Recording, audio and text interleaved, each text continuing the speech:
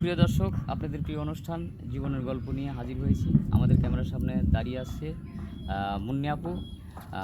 মুন্নি আপু, আসসালামু আলাইকুম, কেমন আছেন? ওয়ালাইকুম সালাম ভাই, আপনি কেমন আছেন?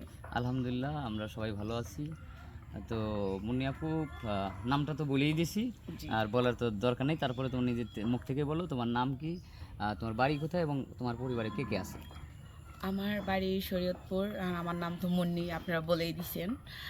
আর আমার মা নেই, ঘরে সৎ মা, বাবা থেকেও নেই। এই বাবা আর থেকেও কি। নেই, মানে অনেক কষ্টে আর কি জীবনযাপন করতেছো? না, আছে। মোটামুটি আর কি, যাই হোক।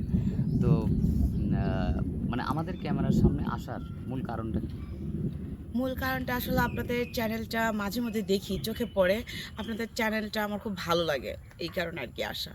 শুধু ভালো লাগে না হয়তো কোনো পাত্র মানে হ্যাঁ, যদি চাচ্ছেন? ওরকম ভালো কোনো পাত্র পাই তাহলে ঠিক আছে। আচ্ছা, মানে ভালো জেনে শুনে যে আমাকে গ্রহণ করবে, তার বয়সটা ম্যাটার করে না। আচ্ছা ম্যাটার আচ্ছা, করে আমি কার সাথে ভালো থাকবো। ভালো থাকবো, তাই না? জি।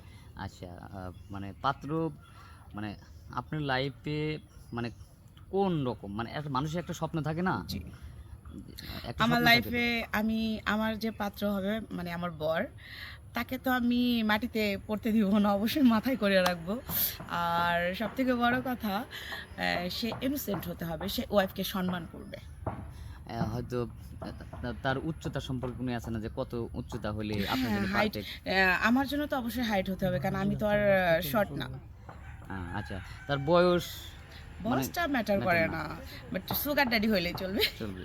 এখন স্মার্ট বা আনস্মার্ট, যাদের বয়স বেশি কিন্তু স্মার্ট না, মানে না, মেয়েদের তো একটা স্বপ্ন থাকে যে না, না, সুগার ড্যাডি হইলে তো অবশ্যই সে স্মার্ট হবে। স্মার্ট হবে, হ্যাঁ, বয়স বেশি হলে কোনো বয়স বেশি সমস্যা হলে নাই। সমস্যা না, তার কিন্তু মনের দিক সুগার থেকে ড্যাডি লাগবে। মনের দিক থেকে ভালো থাকতে হবে। জি, জি। খুব সুন্দর কথা। তো যাই হোক, কারণ আমাদের সুগার ড্যাডিরা বউ আদর করে, এখন তো দেখতেছি পাবলিকরা সুগার ড্যাডি খুঁজে, তো আমি ব্যতিক্রম হব কেন, আমিও সুগার ড্যাডি আচ্ছা খুঁজি। আচ্ছা, থ্যাংক ইউ। খুব সুন্দর কথা বলছেন আমাদের মুন্নি আপু।